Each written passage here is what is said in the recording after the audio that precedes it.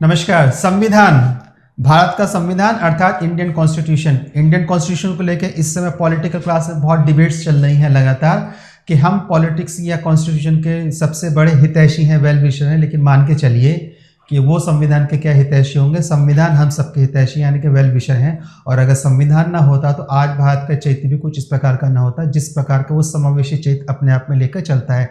जो inclusive nature है वो इंडियन कॉन्स्टिट्यूशन ही यहाँ पर इंश्योर करके आगे की ओर बढ़ जाता है। हम करंट अफेयर्स की सीरीज को यहाँ पर डिस्कस कर रहे हैं और नमस्कार, मैं चंद्रशेखर स्वागत करता हूँ चहल एकेडमी के इस प्लेटफॉर्म पर, जहाँ पर आज का हमारा करंट अफेयर्स की जो सीरीज में रहने वाला है टॉपिक वो रहने वाला है कॉन्स्टिट्यूशन डे। अब ये कॉन्स्टिट्यूशन डे क्या है तो देखिए समझिए। 26 नवंबर 1949 यानी कि 26 नवंबर 1949 इंडियन कॉन्स्टिट्यूशन जो होता है वो बनकर तैयार होता है। और जब इंडियन कॉन्स्टिट्यूशन उस दिन बनकर तैयार होता है तो वहीं पर उस दिन सिग्नेचर होते हैं। जो 15 आर्टिकल्स होते हैं कॉन्स्टिट्यूशन के उनको इंप्लीमेंट कर दिया जाता है। कॉन्स्टिट्यूशन के एनेक्ट एडेप्टेशन की जो डेट रखी गई है वो 26 जनवरी 1950 अर्थात 26 जनवरी 1950 रखी गई है।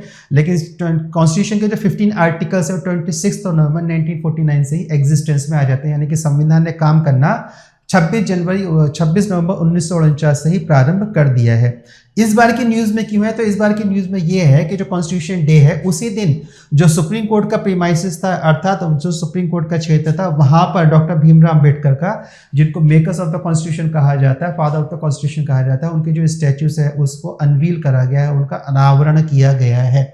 कॉन्स्टिट्यूशन डे की रेलिवेंसी क्या है तो अगर कॉन्स्टिट्यूशन डे को हम समझे तो हमने पता करा कि 26 नवंबर 1949 को कॉन्स्टिट्यूशन डे बना था, उस दिन का संविधान बनकर तैयार हुआ था। लेकिन वर्ष 2014 में प्रधानमंत्री बनते हैं नरेंद्र मोदी जी, यानी कि सरकार आती है नई 2014 में, और वर्ष 2015 से सरकार यह निर्णय लेती है, गवर्नमेंट डिसाइड करती है कि हम संविधान दिवस का आयोजन करेंगे, क्योंकि इस दिन हमारा संविधान बनकर तैयार हुआ है और एक प्रकार से कार्य करना ही प्रारंभ करता है।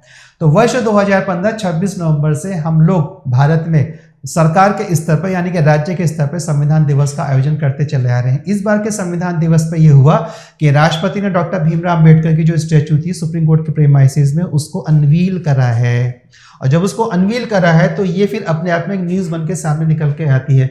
कॉन्स्टिट्यूशन असेंबली की अगर हम हिस्ट्री को ट्रेस करते हैं तो हमारे पास आता है कैबिनेट मिशन, और उस कैबिनेट मिशन की रिकमेंडेशन पर ही कॉन्स्टिट्यूशन असेंबली के प्रोविजन यहाँ पे निकल के आते हैं, फिर इलेक्शन होता है और फाइनली हमारे पास एक कॉन्स्टिट्यूशन असेंबली अस्तित्व में होकर आती है, जिसकी पहली जो मीटिंग थी, जो फर्स्ट मीटिंग थी वो 9 दिसंबर 1949 को हो जाती है। और इस फर्स्ट मीटिंग के बाद सेकेंड मीटिंग होती है हमारे पास 11 दिसंबर 1949 को, और यहीं पर डॉक्टर राजेंद्र प्रसाद को कॉन्स्टिट्यूशन असेंबली का प्रेसिडेंट चुना जाता है। और जब यहाँ पर प्रेसिडेंट चुना जाता है तो अगस्त 29 1947 को ये वो एक डिसाइडिंग डे हो जाता है जिस दिन ड्राफ्टिंग कमेटी का अपॉइंटमेंट हुआ था। हमको पता था इस ड्राफ्टिंग कमेटी के जो अध्यक्ष थे वो डॉक्टर भीमराव अंबेडकर थे। 67 देशों के संविधान को स्टडी करा गया और उसके बाद भारत के संविधान को निकालकर वो लेकर आते हैं, और इस प्रकार का आज भारत का संविधान हमारे पास बनता है।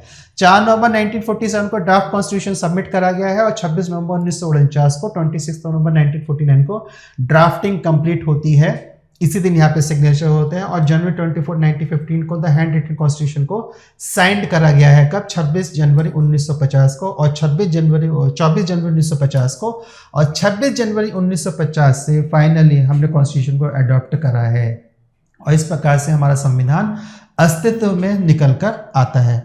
अब क्या हुआ है, संविधान को बनाने में जो टोटल टाइम पीरियड लगा वो 12 ईयर्स 11 मंथ और 18 डेज का लगा था। और टोटल जब भी कॉन्स्टिट्यूशनल डिबेट को हम देखेंगे तो उस कॉन्स्टिट्यूशनल डिबेट में होता है 2000 अमेंडमेंट्स आए थे बिफोर इट वाज, जब ये संविधान बनकर तैयार हुआ है तो लगभग 2000 संविधान संशोधन के प्रस्ताव इसको संशोधित करने के लिए आए थे, और इस प्रकार से हमारा संविधान बनकर तैयार होता है 26 नवंबर 1949 को।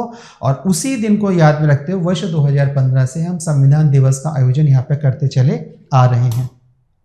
अब कुछ इसके फैक्ट्स देख लेते हैं। अगर फैक्ट्स देखेंगे तो doctor Ambedkar was the chairman of the drafting committee, वो ड्राफ्टिंग कमेटी के चेयरमैन रहे doctor Ambedkar. Adopted on the 26th of 1949 came into the effect of the January 26, 1950, जिसको हम डिस्कस कर चुके हैं।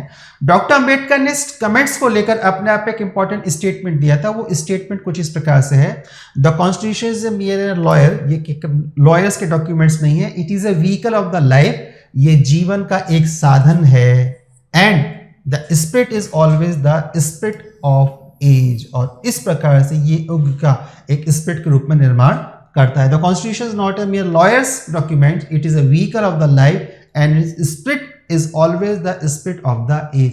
अर्थात भारत का संविधान के दृष्टि में कुछ ऐसे बनकर तैयार हुआ है जो आने वाले युगों युगों तक यहाँ पे प्रभावित करता हुआ आगे की ओर बढ़ता रहेगा।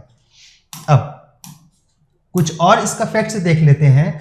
तो जब भारत की संविधान सभा की स्थापना हुई थी तो उसमें 3 फैक्ट्स इंपॉर्टेंट निकल के आते हैं। पहला फैक्ट से निकल के आया कि हमारे पास उस समय जो टोटल स्ट्रेंथ थी हमारे कॉन्स्टिट्यूशन असेंबली की वो 389 अपने आप में थी। अब इस 389 का अगर हम बाइफर्केशन करते हैं या क्लासिफिकेशन करते हैं तो 292 मेंबर्स ऐसे थे जो डायरेक्ट इलेक्शंस के थ्रू निकल कर आ रहे थे।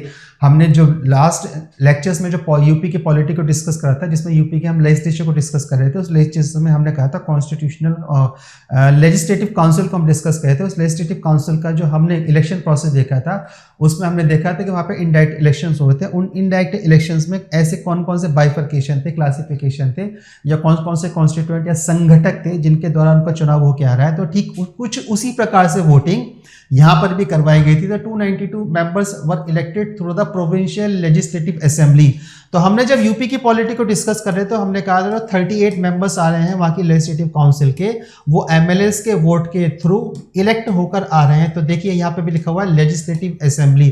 तो ठीक ये वही प्रोसेस है जहाँ पे जो प्रोविंशियल लेजिस्लेटिव असेंबली थी वो कॉन्स्टिट्यूशनल मेंबर्स को इलेक्ट करके भेज देते हैं, यानी कि वहाँ पर भी एक सिंगल ट्रांसफर वोट का सिस्टम लगा हुआ था इनडायरेक्ट रिप्रेजेंटेशन के थ्रू। 93 मेंबर्स कौन से थे, वो प्रिंसली स्टेट के थे। तो यानी कि ऐसे प्रिंसली स्टेट जिनको भारत सरकार मान्यता या स्टेट उस समय मान्यता देके चल रहा है, तो उनके रिप्रेजेंटेटिव के नंबर्स को यहाँ पे डिसाइड किया था। टोटल नंबर्स 93 निकल के आए थे और 4 मेंबर्स हमारे पास आ रहे थे ब्रिटिश बलूचिस्तान प्रोविंस से, अजमेर मारवाड़ कुर्ग प्रोविंस से और अंडमान और निकोबार प्रोविंस से। इस प्रकार से 4 प्रोविंस के थ्रू हमारे पास 4 रिप्रेजेंटेटिव और आ रहे थे।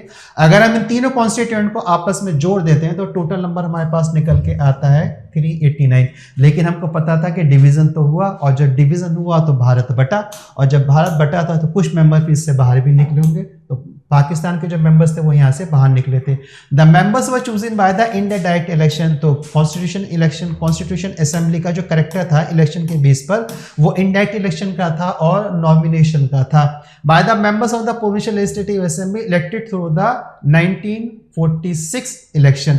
तो लेजिस्लेटिव असेंबली जिसके थ्रू कॉन्स्टिट्यूशन असेंबली के मेंबर्स इलेक्ट होकर आ रहे हैं, उन लेजिस्लेटिव असेंबली का जो कॉन्स्टिट्यूशन होता है वो डायरेक्ट इलेक्शन प्रोसेस के थ्रू होता है, जिसमें वो इलेक्शन होता है 1946 में according to the scheme recommended by the cabinet mission plan of the 1946, जिसको हमने डिस्कस मैंने आपको बताया था स्टार्टिंग कि कैबिनेट मिशन आता है, उसकी रिकमेंडेशन पर ही हमारे पास प्रोविजंस को ध्यान रखते हुए कॉन्स्टिट्यूशन असेंबली को कॉन्स्टिट्यूट करा गया था।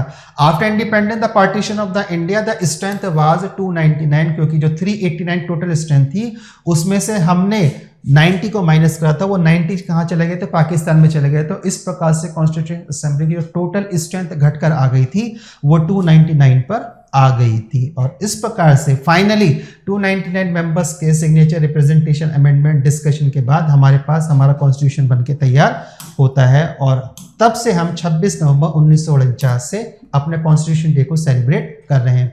तो अगर हम इसका क्विक रिवीजन ले लेते हैं तो क्विक रिवीजन में हमने कहा कि ये न्यूज़ इसलिए न्यूज़ में आ रही है क्योंकि सुप्रीम कोर्ट का जो प्रीमाइसिस था वहाँ पे डॉक्टर अंबेडकर की जो स्टैच्यूज है उनको अनवील करा गया है।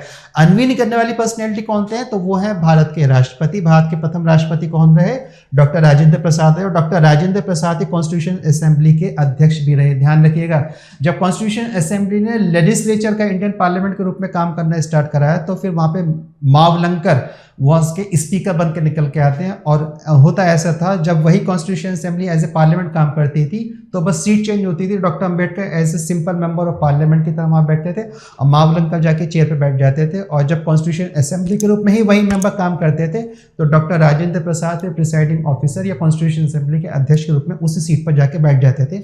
बस इतना चेंज होता था, तो ना तो मेंबर्स चेंज होते थे और ना ही कोई बिल्डिंग वहाँ पर चेंज हो रही थी।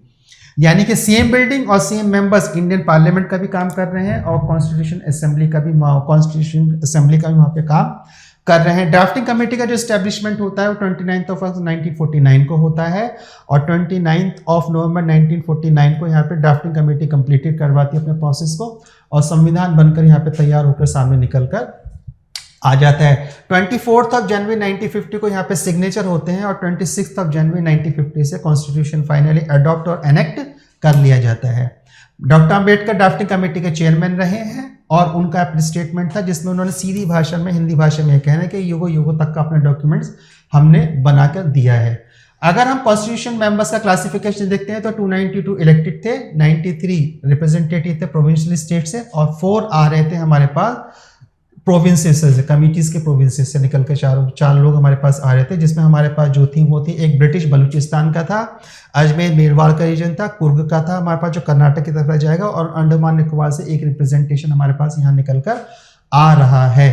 इस कॉन्स्टिट्यूशन असेंबली का जो कॉन्स्टिट्यूशन होता है, जो उसका प्रोविजन निकल के आता है, वो कैबिनेट कमीशन के मिशन के 1946 के बिहाफ पर निकल कर आता है, और इस प्रकार से हमारे पास कॉन्स्टिट्यूशन असेंबली एनेक्ट होती है, जिसका टोटल नंबर 299 पर डिक्रीज हो गया था, क्योंकि जब भारत का विभाजन होता है तो 90 मेंबर्स पाकिस्तान के लिए वहां की कॉन्स्टिट्यूशन असेंबली या वहां के लेजिस्लेटिव प्रोसेस के लिए बाहर की ओर चले गए थे। इस प्रकार से ये न्यूज़ हमारे पास करंट अफेयर्स में बनती है। इसके बाद भी अगर आपके पास कोई क्वेरीज है तो मुझे अपने कमेंट्स बॉक्स में लिख के भेजिएगा, मैं उसका प्रत्युत्तर आपको देने का प्रयास करूंगा। अभी के लिए जय हिंद और वंदे मातरम।